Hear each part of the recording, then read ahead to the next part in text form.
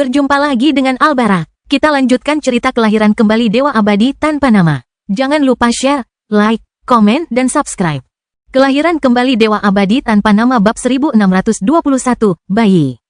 Junior mulai terbatuk-batuk, udara yang tertahan di dadanya akhirnya menemukan jalan keluar. Ia benar-benar merasa seakan-akan ia akan mati lemas saat itu. Tidak, ia mungkin langsung tertimpa. Dion mengepalkan tangannya, tetapi akhirnya membiarkan Delia menariknya kembali.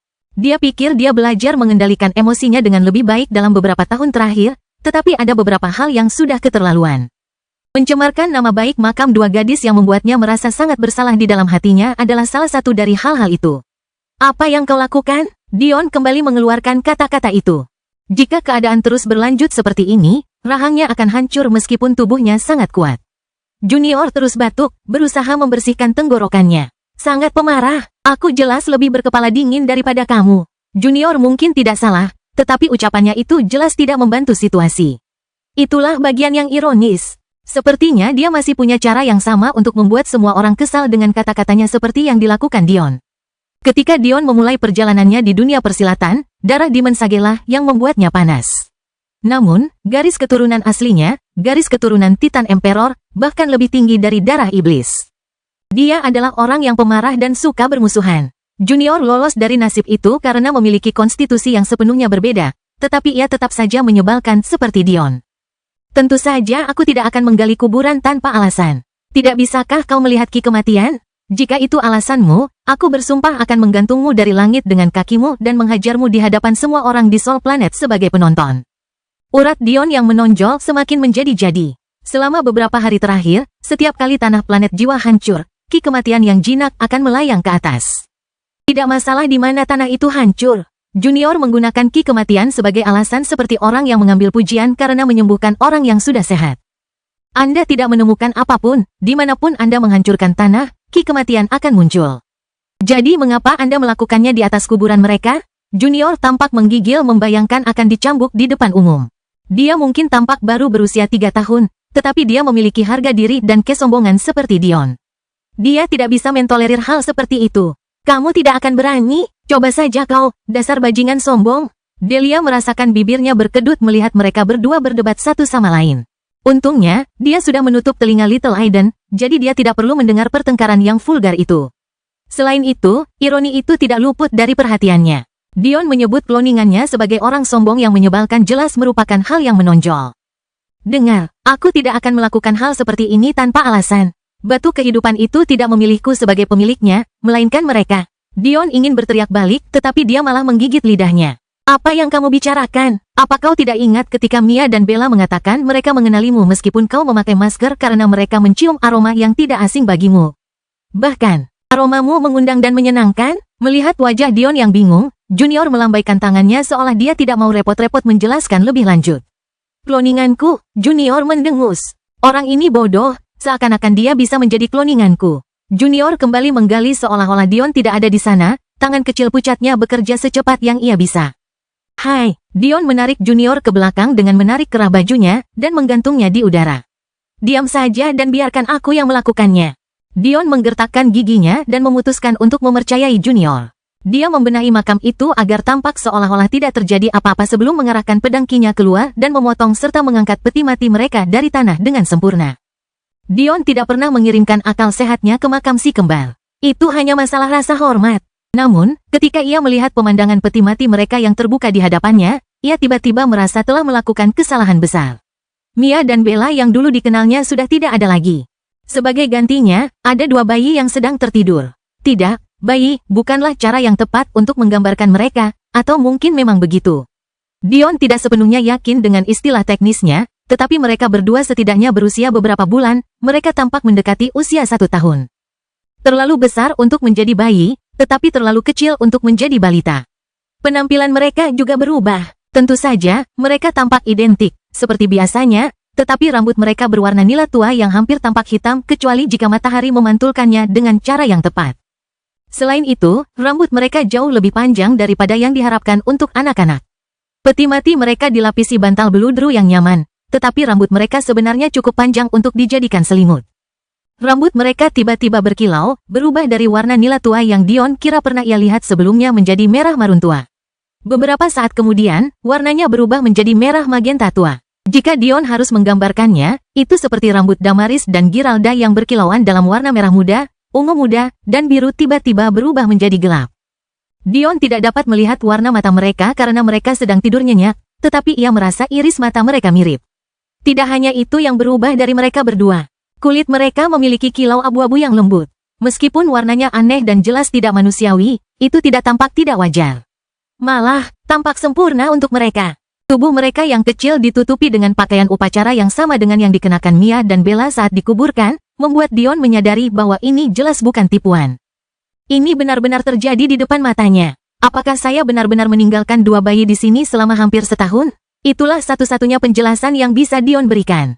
Sesuatu terjadi setelah Mia dan Bella meninggal, menyebabkan mereka kembali ke bentuk muda, dan kemudian mereka perlahan mulai tumbuh lagi hingga ke titik ini. Ketakutan yang hampir tak masuk akal menguasai Dion.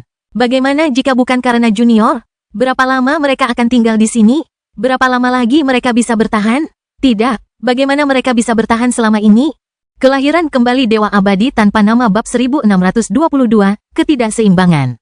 Dion dengan lembut meletakkan peti mati mereka, berhati-hati agar tidak membangunkan mereka saat ia membungkus keduanya dengan jubah upacara dan menggendong mereka. Jantungnya bergetar saat ia mencoba mengendalikan emosinya, tetapi pikirannya kacau. Ia terperangkap di antara kegembiraan dan kekhawatiran. Apa yang terjadi? Dion menoleh ke arah Junior, menanyakan pertanyaan ini untuk ketiga kalinya. Namun, kali ini, tatapan dan nadanya jauh lebih lembut. Saya sudah lama berpikir setelah Anda datang untuk berbicara kepada saya tentang batu kehidupan, tetapi saya tidak dapat menemukan jawabannya. Jadi, sebagai gantinya, saya mulai berkultivasi, berpikir bahwa segala sesuatunya akan beres dengan sendirinya pada akhirnya. Namun, ketika saya mulai berkultivasi, sesuatu yang tak terduga terjadi. Saya mulai merasakan keakraban mendalam dengan ki kematian yang terus bermunculan. Namun, saya tidak mengerti mengapa. Itu bukan sesuatu yang sesederhana ketertarikan saya pada kematian, itu sesuatu yang lebih dalam dari itu. Pemuda normal tidak akan bisa mulai berkultivasi sampai meridian mereka matang. Namun, pemuda dengan bakat lebih banyak lebih cepat matang daripada yang lain.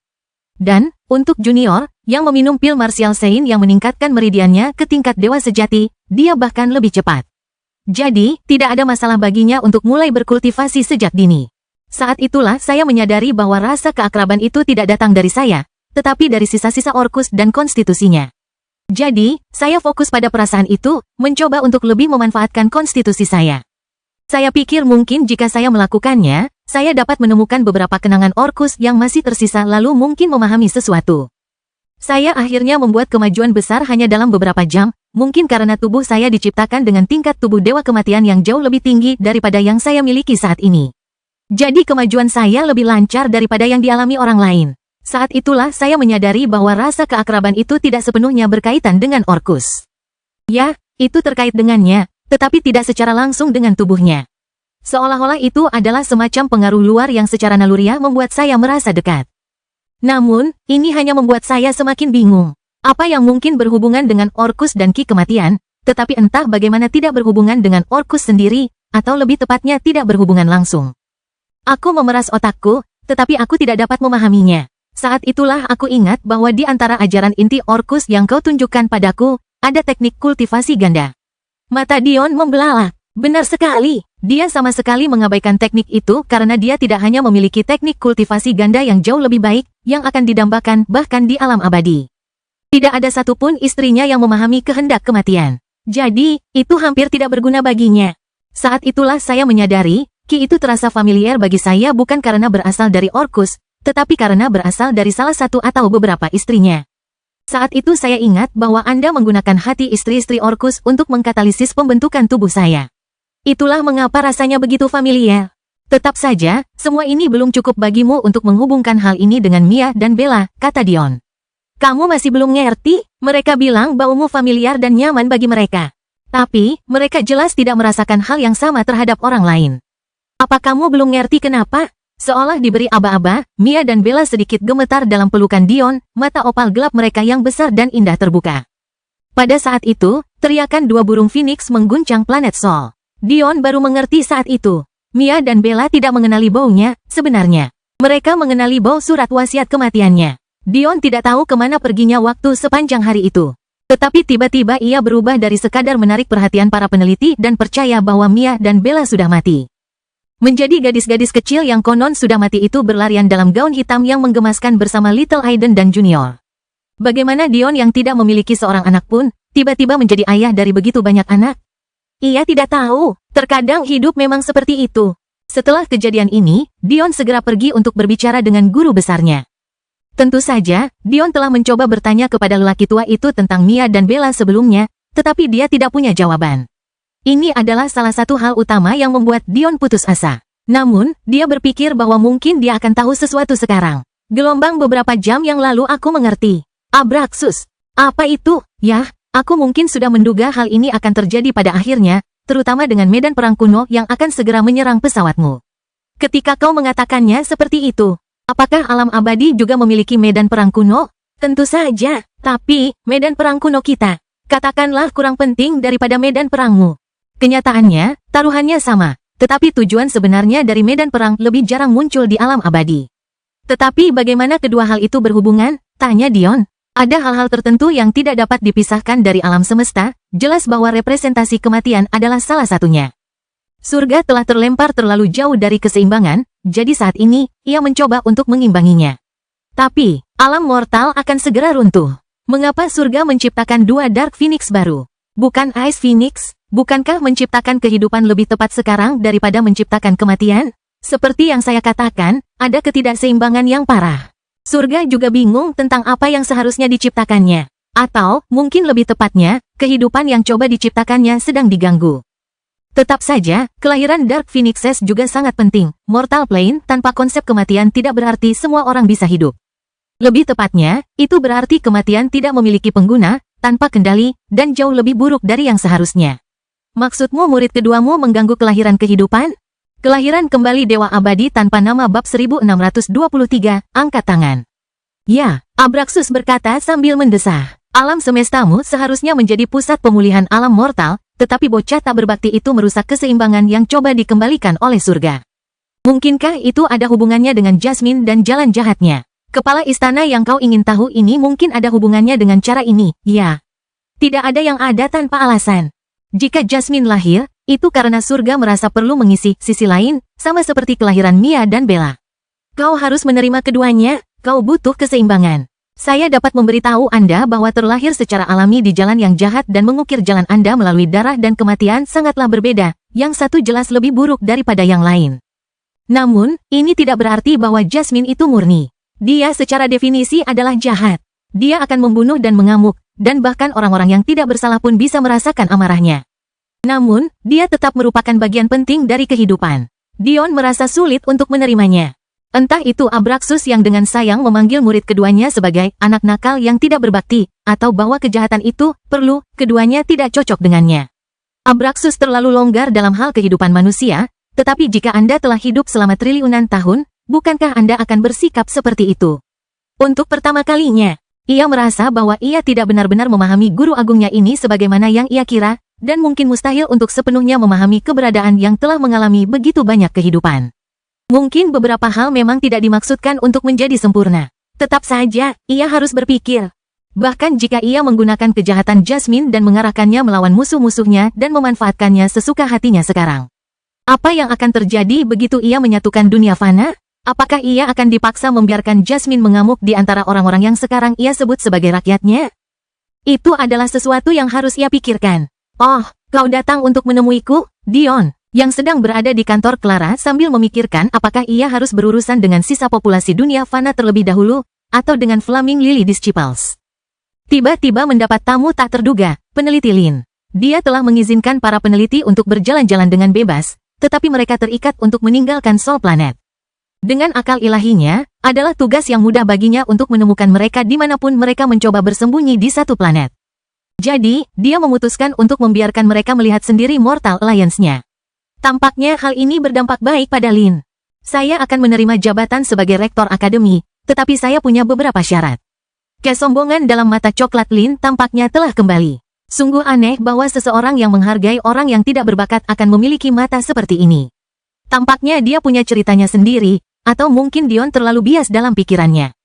Jumlah sekolah sangat sedikit, 3 sekolah per planet tidaklah cukup. Kedua, rentang usia terlalu besar dan terlalu kecil pada saat yang sama. Terlalu besar dalam artian bahwa anak berusia 7 tahun tidak boleh bersekolah di sekolah yang sama dengan anak berusia 18 tahun.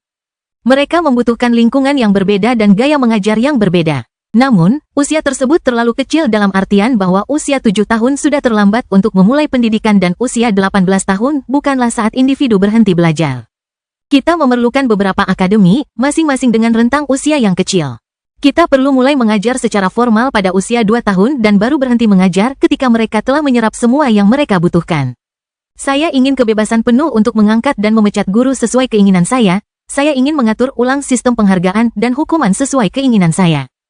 Dan saya jelas menginginkan anggaran yang jauh lebih besar daripada yang telah Anda alokasikan selama ini. Dion mengangkat tangannya. Seharusnya kau mulai dari sana. Aku akan memberimu anggaran sebanyak yang kau inginkan dan kau dapat melakukan apapun yang kau inginkan. Kau adalah rektor.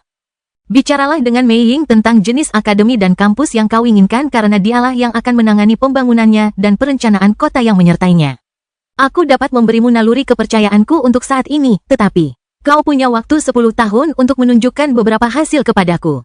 Itu berita bagus. Clara menunjukkan ekspresi gembira yang jarang terlihat saat mendengar masalah Mia dan Bella. Dia baru saja bangun dari komanya beberapa menit yang lalu, jadi tubuhnya masih sangat lemah. Tetapi sepertinya Dion tidak perlu terlalu mengkhawatirkannya. Sayangnya, Madeline sepertinya tidak akan bangun dalam waktu dekat. Clara memegang dahinya, lalu berbaring perlahan seolah meminta maaf atas sakit kepalanya yang luar biasa karena bergerak begitu tiba-tiba. Kamu baik-baik saja? Dion bergerak maju, menempelkan tangannya di dahi wanita itu, mengalirkan ki jiwanya ke dalam wanita itu, dan meredakan rasa sakitnya. Tidak terlalu buruk, saya hanya terlalu memaksakan diri pada langkah terakhir. Fase 3 seharusnya dilaksanakan secara perlahan selama beberapa minggu hingga bulan, tetapi saya menyelesaikannya dalam beberapa hari. Dion tersenyum ringan, sedikit rasa bersalah tersembunyi jauh di dalam matanya. Jangan seperti itu, mesum. Clara berkata dengan nada menggoda. Karena itu, aku merasa akan segera merasakan ki bulan. Penghalangnya sangat tipis bagiku saat ini. Alis Dion terangkat. Itu berita bagus. Satu-satunya individu yang mampu memanipulasi ki bulan di aliansi fana mereka saat ini adalah dirinya sendiri. Nenek Celeste dan mantan kepala serikat senjata yang saat ini masih dalam tahap pemulihan dari luka-lukanya. Namun, Nenek Celeste terlalu fokus untuk meningkatkan kultivasinya dengan cepat sehingga Dion tidak bisa memintanya untuk ikut serta dalam hal-hal yang biasa saja. Sementara dia sendiri sangat sibuk sepanjang waktu. Penambahan Clara akan sangat mengurangi stres itu. Selain itu, bagi seorang berbakat seperti Nenek Celeste yang masih hanya memahami ki bulan, jelas bahwa hasratnya tidak terletak pada alkimia susunan seperti yang dimiliki oleh Guru Dion. Mungkin inilah sebabnya gelar Ibu Putih tidak diberikan kepadanya. Tentu saja, masih ada sisa klan rusa surgawi, banyak di antaranya yang telah memahami ki komet dan bulan. Namun, Dion masih berusaha menemukan cara yang tepat untuk mengintegrasikan binatang surgawi ke dalam aliansi fana mereka. Sampai sekarang, masih ada sedikit ketegangan di antara kedua belah pihak. Kelahiran kembali Dewa Abadi tanpa nama bab 1624, bertahan. Meski begitu, jumlah makhluk surgawi tidaklah banyak. Mereka hanya sekitar beberapa lusin, jadi jumlah yang sebesar itu bahkan lebih sedikit lagi. Tentu saja, Clara hanya mampu berkultivasi dengan cepat berkat kultivasi gandanya dengan Dion dalam waktu yang lama. Bakat jiwanya sangat memengaruhi istri-istrinya. Lupakan aku, kata Clara lembut. Bagaimana mereka bisa bertahan begitu lama? Mia dan Bella, kurasa itu ada hubungannya dengan ki kematian. Batu kehidupan kemungkinan merespons kehadiran mereka dan menopang hidup mereka dengan ki itu. Kalau bukan karena itu, kurasa aku akan membuat kesalahan besar lagi. Clara mendesah. Itu bukan salahmu jika tragedi seperti itu benar-benar terjadi. Siapa yang bisa menduga bahwa ini akan terjadi seperti ini?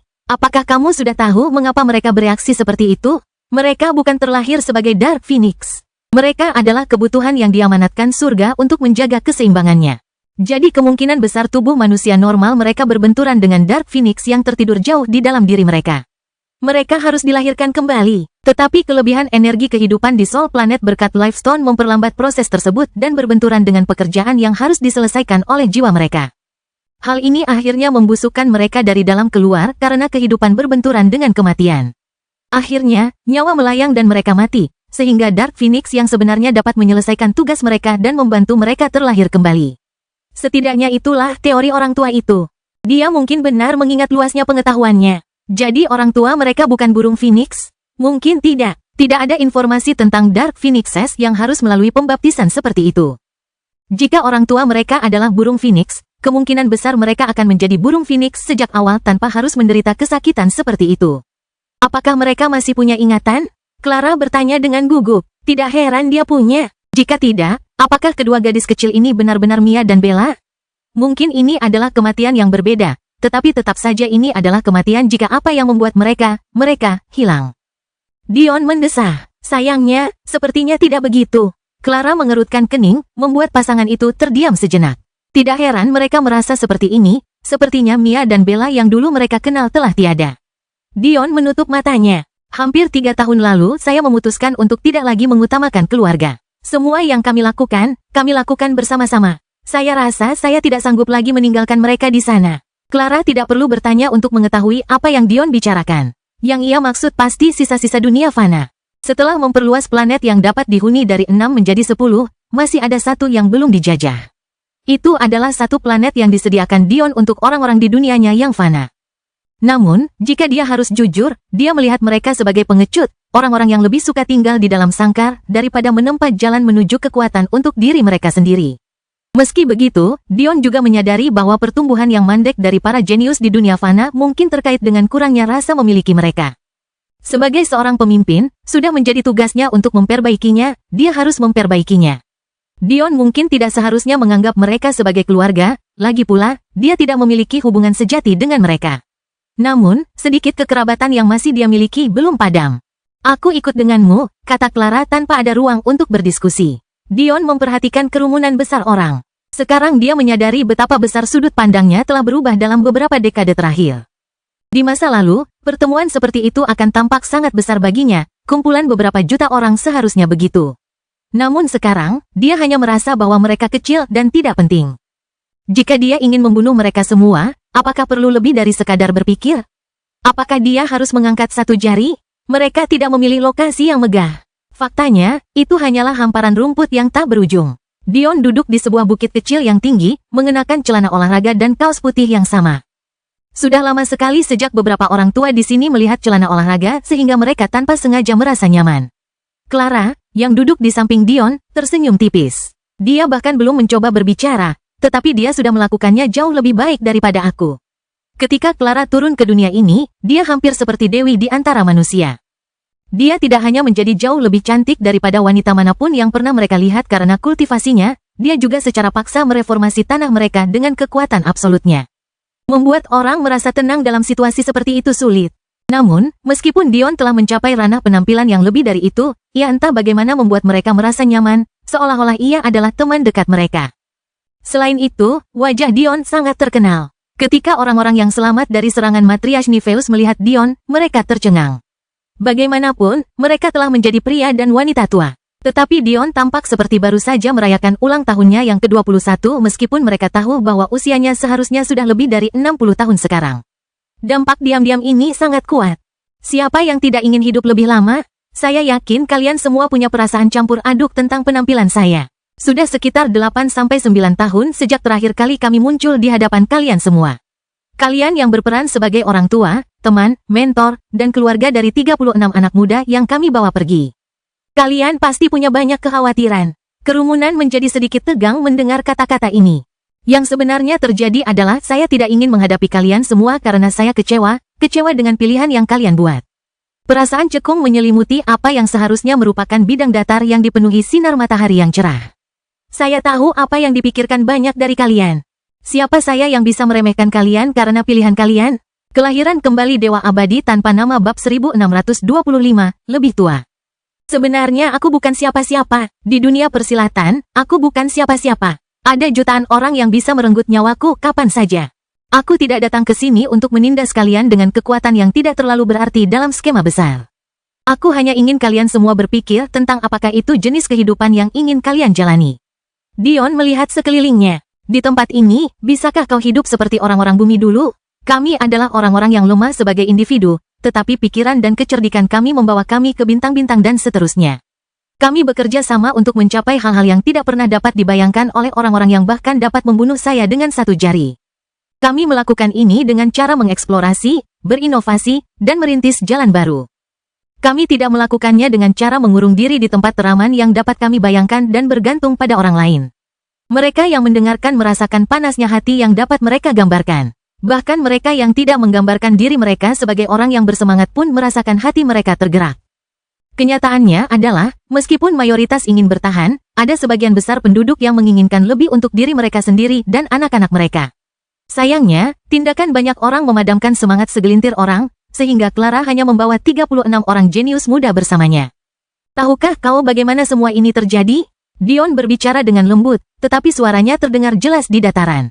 Bertahun-tahun yang lalu, sekelompok orang berkuasa memutuskan untuk menggunakan rumah kami sebagai medan pertempuran mereka. Tujuan mereka, untuk mengambil apa yang seharusnya menjadi milik kami. Dion memahami orang-orangnya dengan baik. Atau mungkin, ia hanya memahami orang-orang secara umum. Tidak ada yang lebih membuat marah orang selain direndahkan. Alam semesta kita seharusnya menjadi surga yang subur bagi mereka yang berkuasa, tetapi potensi kita telah direnggut saat kita masih bayi. Sebelum kita sempat melawan, kekuatan dan ketangguhan kita telah direnggut, meninggalkan kita tanpa apapun. Kemudian, hanya 40 tahun yang lalu, orang-orang ini kembali memilih tanah kami sebagai medan pertempuran mereka. Namun kali ini, mereka melakukan sesuatu yang jauh lebih buruk. Mereka membunuh orang-orang yang Anda sayangi. Saudara laki-laki dan perempuan Anda, ibu dan ayah Anda, kekasih Anda dan teman-teman Anda. Mereka menghabisi miliaran orang hanya karena mereka bisa. Suara kepalan tangan yang terkepal bergema. Suara tulang yang retak dan daging yang robek memasuki telinga Dion seperti pembawa harapan bahwa rakyatnya belum kehilangan tulang punggung mereka. Sepertinya mereka hanya butuh satu dorongan terakhir. Bagi mereka, kami bukanlah orang yang harus dihormati karena kami lemah. Bahkan rumah kami sendiri tidak lagi seperti itu. Di bawah kaki kami, saat kami berbicara, musuh yang tidak dapat kami pahami sedang tertidur, menyerap apa yang jelas-jelas merupakan hak kami. Dion memproyeksikan sebuah gambar. Itu berasal dari ingatannya sendiri, pemandangan yang sama persis yang pernah dilihatnya saat pertama kali menyadari bahwa tempat yang selama ini ia sebut sebagai rumahnya adalah rumah orang lain. Itu adalah tangan The Entity yang luar biasa besar. Tangan yang membuatnya merasakan ketakutan yang sebenarnya untuk pertama kalinya. Keheningan yang nyata menyelimuti padang rumput. Saat itulah Dion tahu bahwa ia telah berhasil. Beberapa minggu berikutnya berlalu begitu cepat. Dion membagi dirinya menjadi klon-klon dengan sangat cepat dan terus-menerus sehingga bahkan kekuatan jiwanya yang luar biasa mulai terpengaruh, tetapi dia tetap bertahan. Sekarang, Dion hampir merasa tidak perlu menyisihkan waktu untuk mengolah jiwa. Jika bukan karena keterbatasan tubuhnya, ia benar-benar dapat mencapai puncak jiwa alam fana hanya dalam 2 atau 3 dekade lagi. Namun, sayangnya, tubuhnya tidak dapat menahannya. Ia harus mencapai alam sutra emas dari tubuh berlian titannya untuk itu. Namun, jiwanya tetap saja bertambah kuat dari hari ke hari. Seolah-olah dia tidak bisa melakukan apapun kecuali tidur dan makan. Tetapi dia masih bisa memahami Ki Bintang, itu hanya masalah waktu. Namun, ini lebih serius daripada yang Dion katakan. Itu berarti tubuhnya praktis dibatasi waktu. Jika dia tidak bisa memperkuat tubuhnya dengan cukup cepat, bakat jiwanya yang luar biasa akan menghancurkannya. Sayangnya, Dion tidak punya waktu untuk mengkhawatirkan hal itu sekarang. Ia terlalu sibuk mencoba mempersiapkan segalanya agar dapat berjalan lancar selama 2 tahun ke depan saat ia memasuki Calming Lake. Hal pertama yang dilakukannya adalah mendirikan masyarakat yang bisa bekerja bagi jutaan manusia yang dibawanya. Ia memastikan Rektor Akademi Lin menyadari bahwa ia mungkin perlu bersikap fleksibel saat menyusun kurikulum untuk anak-anak dunia fana miliknya. Sama seperti makhluk surgawi, mengintegrasikan manusia ke dalam masyarakat semacam ini akan membutuhkan usaha. Sebenarnya, sebagian besar populasi manusia tidak akan pernah bisa berkultivasi seumur hidup mereka. Karena mereka lahir sebelum segelnya rusak, itu sudah bisa diduga. Namun, populasi kultivator manusia terus bertambah dengan sebagian besar yang lahir sebelum itu sudah berusia lanjut. Karena mereka berasal dari alam semesta dengan potensi yang tak terkira, mereka juga memiliki potensi yang besar. Selain itu, karena mereka masih muda, akan lebih mudah bagi mereka untuk menyesuaikan diri dengan lingkungan baru. Untuk saat ini, Dion ingin Lin menciptakan perpaduan antara pengetahuan dunia fana dan dunia bela diri. Dia sangat terkejut saat mengetahui bahwa kanselir baru sepenuhnya setuju dengan ide ini. Dia merasa bahwa metodenya masih kurang untuk menyempurnakannya dan berharap dapat menemukan bagian yang hilang dalam dunia fana Dion. Saat kanselir Lin menghabiskan waktunya mempelajari pengetahuan dunia fana selama ribuan tahun, Dion membangun kota untuk rakyatnya. Ia tidak ingin bergantung pada Mei Ying untuk ini karena ia ingin menciptakan sesuatu yang mereka kenal. Kelahiran kembali Dewa Abadi tanpa nama bab 1626, menenangkan. Pada saat yang sama, Dion tidak ingin orang-orangnya menutup diri sepenuhnya dari dunia persilatan, jadi ia perlahan-lahan menerapkan hal-hal tertentu. Misalnya, alih-alih membangun kembali internet, ia meminta mereka perlahan-lahan mulai menggunakan Mortal Network, yang memungkinkan mereka menjadi terbiasa dengan array dan fungsinya. Selain itu, Dion juga menambahkan banyak hal lain-lain. Ia mengganti sebagian besar perjalanan dengan susunan teleportasi. Ia mengisi perpustakaan dengan pengetahuan dunia fana dan pengetahuan dunia bela diri dasar. Dan ia memastikan untuk menunjukkan kepada mereka beberapa kehidupan fantastis yang dapat dinikmati para pembudidaya. Untuk mencapai tujuan terakhir, ia mengandalkan 36 orang jenius. Pada saat yang sama ia menggunakan mereka untuk memudahkan manusia memasuki dunia persilatan, itu juga merupakan metode untuk menenangkan pikiran mereka. Dion berharap ini akan membantu mereka mengatasi hambatan mental terakhir dan menjadi bakat yang seharusnya mereka miliki. Pada saat medan perang kuno runtuh, populasi manusia yang tidak dapat bercocok tanam akan lama punah. Namun, Dion tidak melihat ini sebagai hal yang buruk. Meskipun sangat buruk bahwa kesempatan mereka untuk bercocok tanam diambil dari mereka, lebih baik bagi mereka untuk tidak melihat apa yang akan terjadi. Dion yakin bahwa 5-10 tahun akan menjadi waktu yang dibutuhkan bagi manusia untuk mulai menunjukkan potensi mereka sesungguhnya, potensi yang coba direbut The Entity dari mereka. Setelah menyelesaikan tugas-tugas ini, Dion ingin menuju ke lantai-lantai surgawi, tetapi kemudian ia ingat bahwa akan merepotkan baginya untuk kehilangan kendali atas kota Low Gold. Sebagai gantinya, ia mengirim Zaire dan fungsi-fungsi baru dari Mortal Network untuk berbicara langsung kepada para pengikut sekte Flaming Lily yang masih bersembunyi di kota Middle Lily. Sekarang, mereka yang berada di kota itu dikurung, sementara mereka yang cukup bodoh untuk pergi kemungkinan besar telah dibantai oleh Sapientia. Untuk saat ini, mereka aman. Namun, hanya butuh waktu setahun lebih sebelum perlindungan yang ditinggalkan Madeline hilang. Zaire juga dapat menerapkan hadiah yang dimenangkannya. Namun, waktu tetap terbatas. Dion juga yakin bahwa Sapientia tidak akan mengizinkannya menerapkan hadiahnya sendiri di kota ini dengan mudah. Mereka mungkin menunggu di dekat pintu surgawi menuju tingkat tengah untuk mencegatnya. Saat Dion melangkah ke lantai surgawi berikutnya, dia harus cukup kuat untuk menerima apapun yang mereka lemparkan padanya. Namun, itu tidak berarti Dion tidak akan melakukan apapun untuk sementara waktu. Ia menyadari bahwa ia telah jatuh terlalu jauh ke dalam aliran pemikiran dunia persilatan dan mencoba menggunakan tinjunya untuk menyelesaikan segalanya. Sudah saatnya ia tetap tenang dan berpikir rasional serta menggunakan kepalanya. Bahkan jika dia tidak bisa mengambil kendali penuh atas sekte bunga lili api sekarang, dia pasti bisa membangun fondasi untuk melakukannya. Lagi pula, bukankah dia punya mata-mata yang sempurna di sampingnya? Informasi yang ditutup Sapientia bertindak sebagai pedang bermata dua. Meskipun benar bahwa tidak banyak orang luar yang tahu apa yang terjadi hari itu juga berarti bahwa sekte Flaming Lily juga tidak menyadari afiliasi Yandere yang sebenarnya.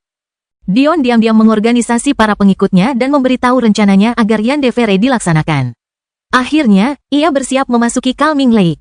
Di luar angkasa ini ada Calming Lake, Sekmaster. Damaris menunjukkan sikap yang sangat hormat yang mengejutkan para tetua klannya yang tersisa. Mereka mengira dia akan membenci Dion seperti yang dilakukan semua dewa sejati lainnya, tetapi dia sebenarnya membawanya ke sini untuk tumbuh lebih kuat. Dan mengapa dia memanggilnya Sekmaster? Akan tetapi, para tetua memiliki sesuatu yang lain dalam pikiran mereka. Hanya beberapa tahun yang lalu, mereka telah menderita penghinaan yang tak terkira di tangan seorang gadis kecil berambut merah, namun dia muncul begitu saja di sini seolah-olah dia tidak hampir membunuh mereka semua. Ada beberapa hal yang harus kalian ketahui tentang danau penenang kami terlebih dahulu. Damaris menjelaskan dengan perlahan. Jarang sekali kami mengizinkan orang yang bukan kerabat kami untuk masuk. Danau penenang adalah puncak dari beberapa aliran air yang sadar sejak awal klan Agios kami, hingga sekarang. Saya yakin Anda sudah tahu, tetapi kami mengizinkan adik Lila masuk dengan mudah karena alasan ini. Aliran kesadarannya lebih tinggi dari yang lain karena dia adalah empati sejati, kedalaman kondisi mentalnya tidak seperti apapun yang pernah kami lihat sebelumnya. Kenyataannya, masuknya dia ke danau penenang kami tidak banyak membantunya, tetapi lebih banyak membantu kami. Danau penenang kami tidak pernah lebih efektif daripada hari ketika adik Lila memilih untuk masuk. Benar juga, tidak ada yang namanya makan siang gratis di dunia persilatan. Bahkan sebagai klan naga yang tidak akan pernah menyakiti anak-anak di bawah pangkat mereka karena kesombongan mereka yang sudah mengakar. Klan Agios tidak akan pernah membiarkan sembarang orang memasuki tempat berharga klan mereka sesuka hati. Namun, Lila kecil merupakan pengecualian karena konsep aliran kesadaran yang dibicarakan Damaris. Pandangan Lila jauh lebih luas daripada yang dapat dibayangkan siapapun, bahkan di usia yang begitu muda, karena keberadaannya sebagai empati sejati. Meskipun danau penenang membantunya, mungkin lebih tepat untuk mengatakan bahwa dia membantu danau penenang. Aliran kesadaran ini adalah konsep klan Agios kita dan terkait dengan pemahaman kita tentang kondisi mental. Kondisi mental adalah suatu konsep yang sulit dipahami dan saya tidak kompeten untuk menjelaskannya kepada Anda. Tetapi yang dapat saya katakan adalah bahwa hal itu terkait dengan hati Dao dan stabilitas mental seseorang. Aliran kesadaran seseorang adalah puncak dari pikiran, pengalaman, dan ketajaman mental Anda. Seberapa cerdas Anda, seberapa dalam pikiran Anda, seberapa yakin Anda dengan pikiran-pikiran tersebut. Ide-ide yang terkandung di dalamnya tidak terbatas. Jadi, seperti yang mungkin sudah Anda duga sekarang, memasuki danau penenang juga sangat berbahaya. Kelahiran kembali Dewa Abadi tanpa nama bab 1627, Mitra. Dion tidak perlu Damaris menjelaskan alasannya. Jika setiap naga kristal dalam sejarah mereka telah memasuki danau ini, aliran kesadaran yang terkumpul di danau ini praktis tidak ada habisnya. Jika seseorang yang masuk tidak berhati-hati, pikiran mereka bisa hancur karena beban pengalaman mereka. Pada saat yang sama, tidak ada batasan seberapa sering atau seberapa sering individu dapat masuk. Calming Lake kami didukung dan diperkuat oleh energi alami wilayah kami. Selama alam semesta kami hidup, Calming Lake akan tetap hidup. Sebagai pewaris klan Agios, aku bertanggung jawab untuk membentuk aliansi dengan aliansi fana milikmu. Aku tidak dalam posisi untuk memberimu dukungan dalam pertempuran, tetapi pertukaran sumber daya adalah hal yang berada dalam kekuasaanku. Para tetua terkejut sekali lagi. Meskipun ini bukan aliansi dalam segala hal, sangat jarang bagi naga untuk memasuki aliansi apapun. Dion tersenyum dan mengangguk. Aku akan memberikan klan Agiosmu dukungan dari seorang penguasa planet. Selama kau menyediakan bahan-bahan spiritual, kami akan meramu apa yang kau butuhkan. Sebagai gantinya, klan Sacharoku akan sedikit memaksakan danau penenangmu. Dion telah membayar lebih dari cukup untuk masuk sekali saja dengan menyelamatkan dan menyembuhkan Giralda, tetapi ia merasa bahwa membangun hubungan yang lebih dalam itu perlu. Jadi, ia berbicara kepada Damaris tentang hal itu, dan secara mengejutkan Damaris setuju. Para tetua hampir pingsan. Penguasa planet, tiba-tiba, ketidakpuasan mereka lenyap bersama angin. Tanah Drago Kilin bukanlah tempat yang bahkan dapat dianggap enteng oleh kuadran luar meskipun hanya mencakup 5 kuadran. Namun, bahkan mereka tidak memiliki penguasa planet yang dapat mereka sebut milik mereka sendiri. Tentu saja, ini karena sebagian besar binatang buas tidak memiliki bakat jiwa yang baik. Jangankan penguasa planet, mereka bahkan tidak memiliki penguasa komet sendiri. Tidak mengherankan jika ini terkait dengan alasan mengapa beberapa leluhur mereka menundukkan kepala kepada peri. Seorang penguasa bulan sudah dapat mendukung pertumbuhan seorang ahli Tao. Tapi seorang penguasa planet, mereka dapat menciptakan pil yang bahkan tidak akan ditolak oleh makhluk tinggi. Apakah pertukaran ini sepadan dengan penggunaan Calming Lake secara gratis? Tentu saja sepadan. Sebenarnya, manfaat yang bisa diterima seseorang dari Calming Lake sangat terbatas. Banyak yang hanya bisa masuk selama beberapa menit sebelum diusir. Dan, orang-orang itu tidak akan bisa masuk untuk beberapa waktu setelahnya. Bahkan Little Lila hanya bertahan beberapa minggu saat pertama kali masuk. Karena kenyataan ini, mereka hampir merasa seperti memanfaatkan Dion. Namun kemudian mereka mengerti, bagi para jenius, satu hal yang biasanya mereka kurangi adalah kondisi mental seorang ahli. Ini karena mereka berkultivasi begitu cepat sehingga mereka tidak punya waktu untuk membangun ketajaman itu secara alami. Bagi seorang jenius setingkat Dion, mungkin pertukaran ini sepadan. Jika dia bisa meningkatkan pikirannya ke tingkat bakatnya, monster yang jarang terlihat akan lahir. Ketua Sekte, sebelum Anda masuk, ada sesuatu yang ingin saya tanyakan terlebih dahulu. Damaris tidak sanggup menatap mata Dion saat dia mencengkeram kain gaun ungunya. Akhirnya, dia meneguhkan tekadnya, menatap ke atas dan ke dalam mata Dion yang keemasan dan berbintik zamrud dengan semua momentum yang bisa dikerahkannya. Saya ingin menjadi mitra Anda. Suasana menjadi hening, bahkan Dion sendiri pun membeku. Apa yang sebenarnya dikatakan gadis ini? Partner, itu adalah istilah yang hanya digunakan antara Beastmaster dan Beast atau suami istri, tidak ada konteks lain. Melihat situasinya, Damaris jelas-jelas meminta untuk menjadi teman Beast Dion. Kenapa? Alis Dion sedikit berkerut. Dia tidak menentang ide tersebut, tetapi tindakan Damaris akan memberikan tekanan yang tidak perlu pada hubungannya dengan klan Agios. Masalah Giralda yang sekarang menjadi bawahannya sudah tidak jelas, jika Damaris juga bertindak seperti ini. Mereka mungkin percaya ada beberapa kecurangan yang terlibat bahkan jika Dion tidak melakukan apapun. Dan, bahkan jika mereka mengetahui bahwa tidak ada kecurangan seperti itu tidak akan menghentikan mereka dari merasa tidak nyaman pada akhirnya. Karena aku mau. Damaris menyeringai seperti anak kecil yang polos. Itu bukan jenis senyum yang diharapkan akan terlihat pada wanita cantik sekelasnya, rasanya senyum itu lebih pantas untuk ditampilkan di taman bermain anak-anak. Dion merasa ingin menepuk jidatnya. Dia membuat hubungan antara dua klan tegang karena dia ingin. Hanya itu, tidak ada alasan yang muluk atau filosofis, hanya keinginan sederhana. Kita akan membicarakan ini lain waktu. Sekarang tidak tepat. Masa depan klan Agios ada di pundakmu. Potensi adikmu sudah sangat terpuruk, jangan hancurkan potensimu sendiri. Aku punya firasat bahwa menjadi mitramu akan menghasilkan hasil yang sebaliknya, kata Damaris menantang. Namun, melihat tatapan tajam Dion, dia menundukkan kepalanya seperti anak kecil yang tahu bahwa dia salah. Klan Agios tidak membutuhkanku, Damaris berkata dengan lembut. Tidak ada yang bisa menghentikan kakak perempuan untuk merebut kembali posisinya sebagai pewaris sekarang. Dan, meskipun tidak, keponakan kecilku ini luar biasa. Damaris tersenyum, Jinjit mengacak-acak rambut Ryu. Anak laki-laki itu telah tumbuh tinggi dalam beberapa tahun terakhir. Tidak setinggi Zaire, tetapi cukup tinggi untuk berdiri bahu-membahu dengan Dion. Namun, bahkan hingga sekarang, ia tetap bisu. Tidak seorang pun tampaknya mampu membuatnya berbicara. Meskipun, dari apa yang dapat dilihat Dion, ia adalah orang yang sangat lembut. Ia menunjukkan hal ini dengan tindakannya daripada kata-katanya. Hal itu membuat resonansinya dengan alam jauh lebih tinggi daripada ibunya sendiri dan tidak diragukan lagi jauh lebih baik daripada bibinya. Putri, bisakah kita? Seorang tetua terluar berdeham. Bisakah kita menunggu untuk membicarakan hal-hal penting seperti itu saat ayahanda kerajaan dan permaisuri kembali? Konferensi akan dimulai dalam beberapa bulan saja. Damaris cemberut, ingin membantah lagi, tetapi tatapan Dion yang penuh arti menghentikannya. Kelahiran kembali Dewa Abadi tanpa nama bab 1628, Surga. Melihat suasana aneh itu, Dion segera mengambil tindakan untuk menenangkannya. Jangan khawatir tentang apapun. Semua tetua klan Agiosmu dapat mengajukan permintaan untuk diri mereka sendiri. Cukup gunakan saluran aliansi kami dan seseorang akan menanganinya untukmu. Kata-kata Dion menyadarkan para tetua dari perasaan tidak nyaman mereka. Mereka mengira bahwa dukungan dari penguasa planet akan terbatas. Tetapi siapa yang tahu bahwa mereka sebagai tetua tingkat rendah pun dapat mengajukan permintaan mereka sendiri dengan begitu mudah. Siapa di antara para ahli Tao yang tidak memiliki sumber daya yang tak terhitung jumlahnya yang telah mereka kumpulkan selama bertahun-tahun?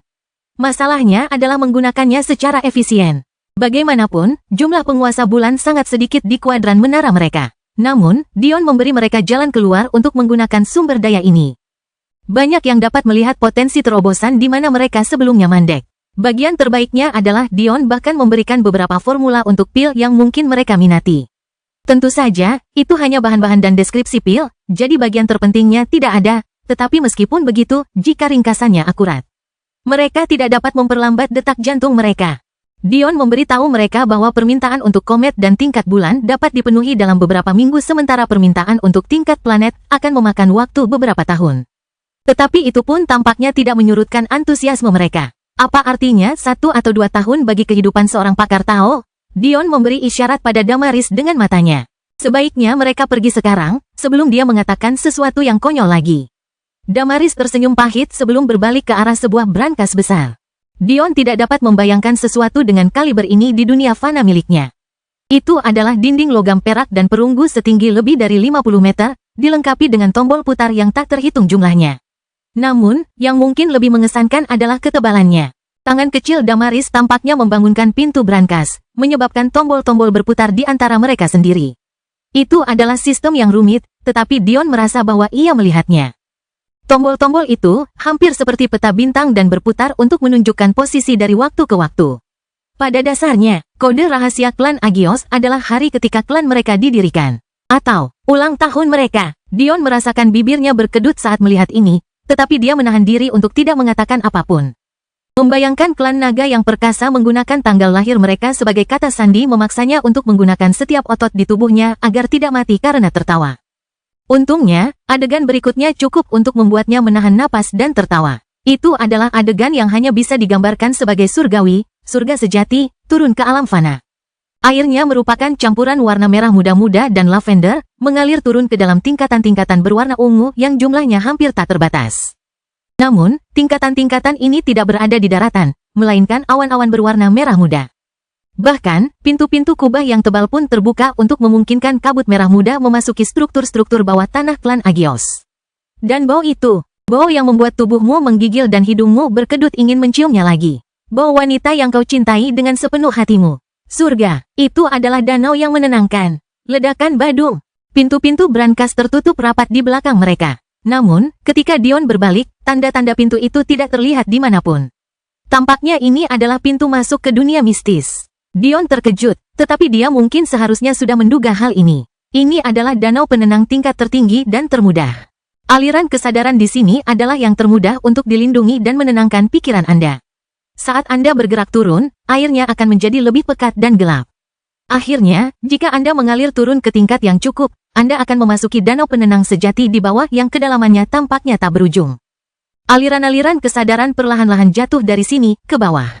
Namun, jika aliran kesadaran tersebut lemah, ia ditelan oleh aliran-aliran kesadaran yang lebih kuat di bawahnya, sehingga menghilangkan keberadaannya. Saya sarankan kalian semua memulai dari tingkatan tertinggi ini. Biasakan diri dengan lingkungan dan udara terlebih dahulu sebelum kalian berpikir untuk melangkah ke dalam air. Percayalah pada aliran air. Aliran kesadaran mengalir secara alami ke area dengan kekuatan dan konsentrasi yang sama. Jika ia memutuskan Anda berada di area yang dapat Anda tahan, ia secara alami akan mendorong Anda ke bawah. Jika Anda berada di atau mendekati area yang terlalu besar bagi Anda, arus akan berhenti. Danau yang menenangkan ini. Danau ini mengingatkan Dion pada sesuatu dari masa lalu, Air Mancur Focus Academy.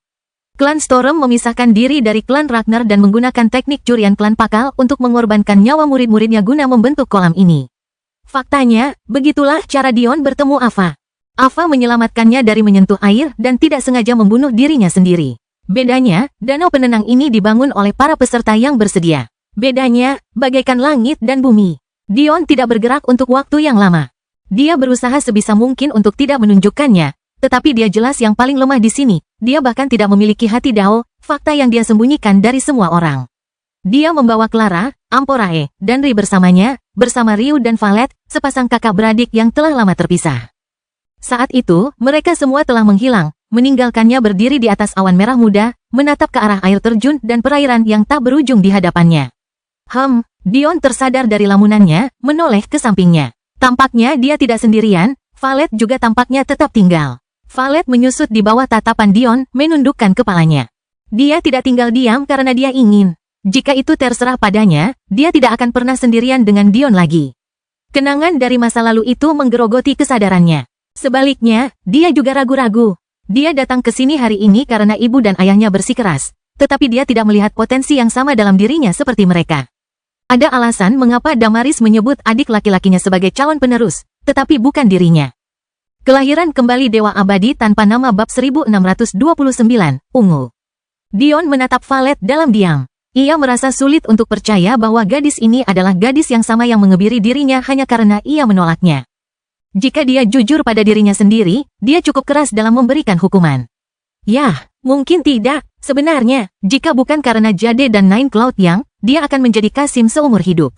Apakah kamu percaya orang bisa berubah? Tanya Dion tiba-tiba. Valet menggigil. Itulah kata-kata pertama yang diucapkan Dion kepadanya sejak hari itu lebih dari 10 tahun yang lalu. Apakah dia bertanya-tanya apakah dia bisa menjadi orang yang lebih baik? Valet menggigit bibirnya. Ia ingin berkata ya, namun kenyataannya ia merasa dirinya tidak berubah sama sekali. Dia menyimpan dendam yang dalam di dalam dirinya, bahkan hingga sekarang, terhadap ibunya. Jika Giralda memilih ayah yang lebih kuat untuknya, apakah dia akan pernah dipermalukan seperti yang telah terjadi? Apakah dia perlu melawan separuh gennya yang lebih lemah untuk menjadi kuat? Namun, di saat yang sama, gambaran penderitaan Delia masih terbayang dalam benaknya. Hari itu, Delia melawan surga karena berani mendikte siapa yang boleh dan tidak boleh ia cintai. Surga tidak menginginkan apapun selain mengambil nyawa Delia karena telah melahirkan anak dari salah satu anaknya, namun Delia berjuang dengan senyuman di wajahnya.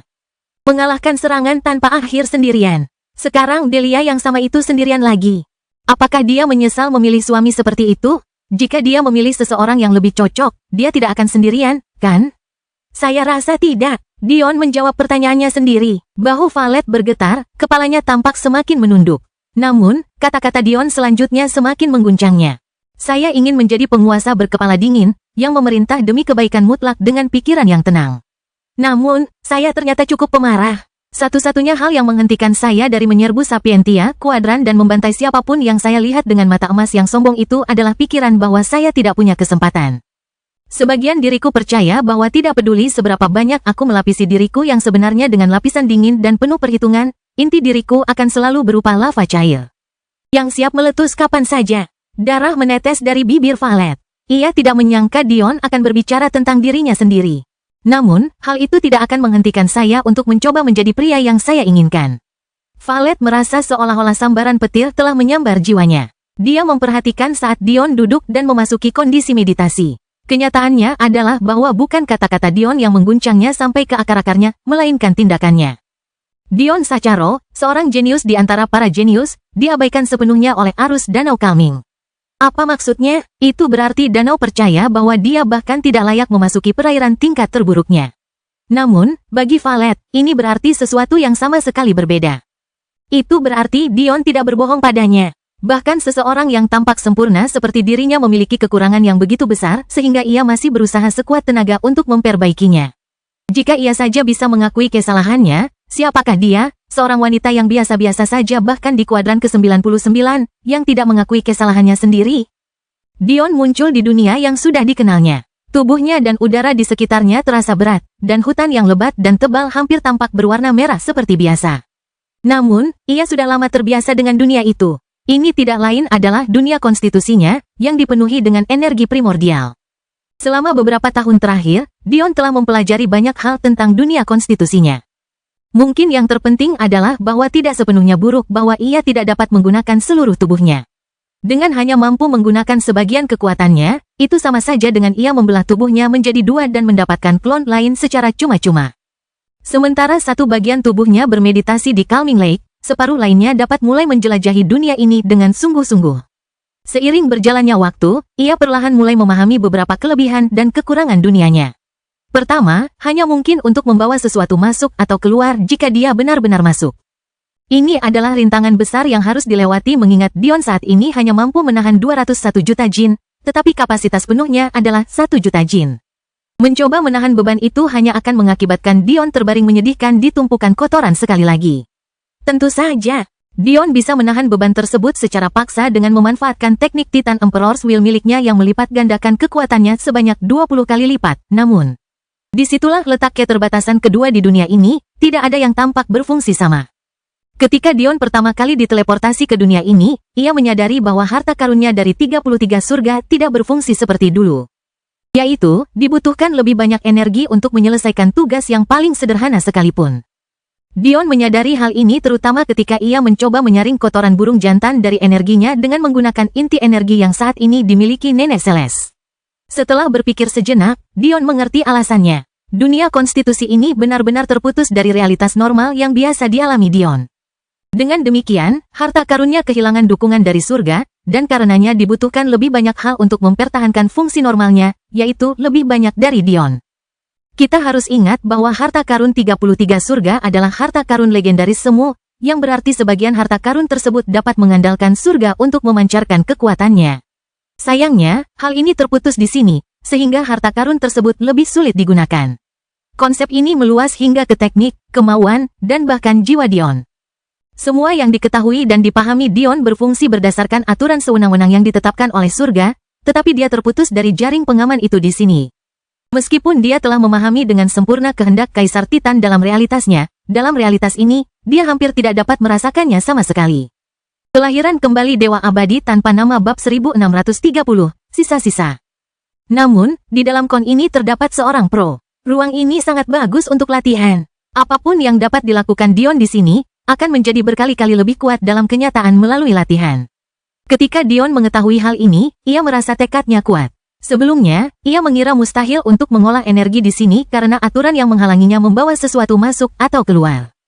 Namun, ini salah. Ia bisa mengolah energi di sini. Alasan mengapa ia mengira ia tidak bisa adalah karena banyak faktor. Pertama karena ia dibatasi oleh persentase tubuhnya yang dapat ia pertahankan di sini.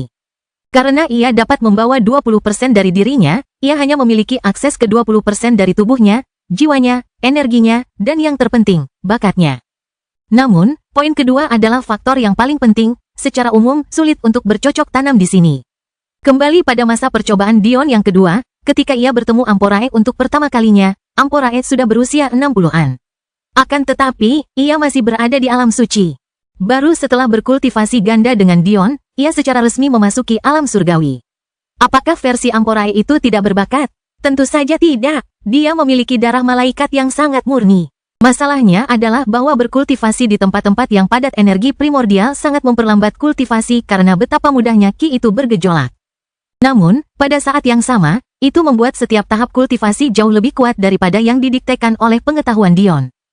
Ruang ini tidak hanya setara dengan lingkungan Amporae, tetapi jauh lebih buruk. Amporae lahir di era primordial. Tetapi dunia konstitusi Dion mengambil era chaos yang lebih awal sebagai pola dasarnya, membuat kultivasi menjadi 10 kali lebih sulit daripada yang dialami Amporae. Tidak mengherankan Dion mengira dia tidak bisa mengolah energi di sini. Standar yang ditetapkan begitu tinggi sehingga dia hanya membuat asumsi yang salah. Namun, lebih baik terlambat daripada tidak sama sekali bahwa ia mengetahui kebenaran ini. Itu berarti ia dapat mengandalkan dunia konstitusinya untuk membangun fondasi yang kokoh. Akan tetapi, dengan demikian, ruang ini tidak diciptakan bagi Dion untuk memperkuat kultivasi Ki-nya, melainkan diciptakan baginya untuk membawa tubuhnya ke alam yang tidak saleh. Semua sumber daya yang ditemukan di sini, yaitu binatang buas, adalah harta karun kultivasi tubuh dan pemurnian tubuh tingkat puncak. Bahkan dengan semua ini bukanlah bagian yang paling mengejutkan tentang dunia konstitusi. Hak itu disediakan untuk potensi yang dilihat Dion pada orang-orang dan binatang buasnya.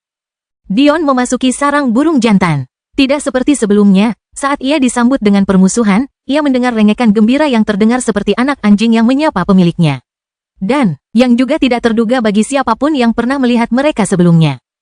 4 makhluk cantik berkulit perunggu yang tingginya lebih dari kuda normal menyerbu Dion dengan lidah mereka yang panjang. Bagaimana makhluk yang dulunya jelek bisa menjadi begitu cantik? Keempat bayi burung jantan yang dulunya meniru keburukan induknya. Entah bagaimana telah menjadi mirip dengan makhluk mitologi yang hanya bisa diimpikan untuk dilihat.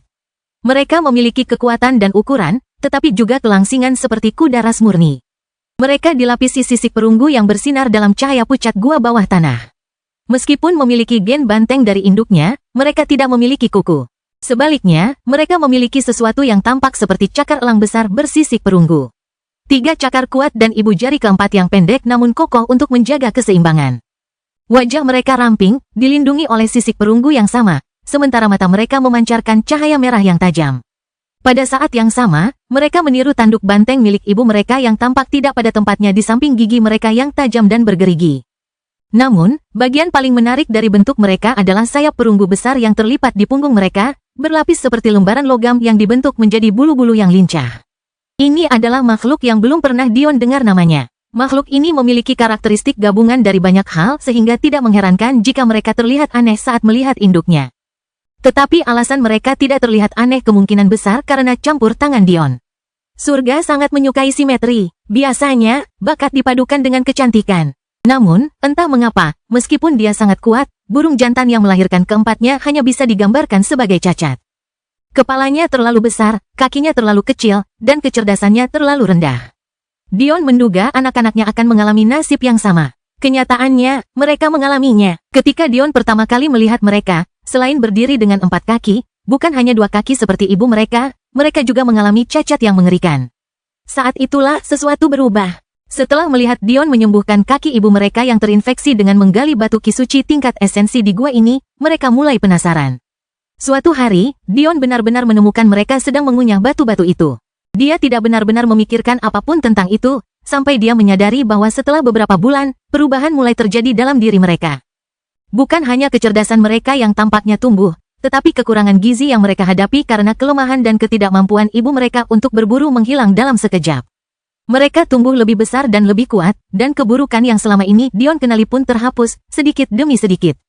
Setelah menyapa mereka berempat, Dion berjalan menuju tumpukan tulang sambil mendesah. Ini tak lain adalah sisa-sisa terakhir induk burung jantan. Dion memiliki hubungan cinta benci dengan ibu malang ini, tetapi dia tidak ingin ibunya meninggal dengan cara seperti ini. Dia masih ingat betapa terkejutnya dia saat kejadian itu. Ia datang untuk mengunjungi keluarga beranggotakan 5 orang itu seperti hari-hari lainnya, tetapi ia tidak sengaja melihat 4 bayi burung jantan sedang memakan mayat ibu mereka. Dion lebih terguncang oleh kejadian itu daripada yang ia duga. Setelah hari itu, mereka berempat menyelesaikan transformasi terakhir mereka untuk menjadi makhluk-makhluk cantik seperti sekarang. Ibu mereka mengorbankan dirinya demi masa depan mereka yang lebih baik. Cerita bersambung. Jangan lupa share, like, komen, dan subscribe, agar tidak ketinggalan cerita selanjutnya.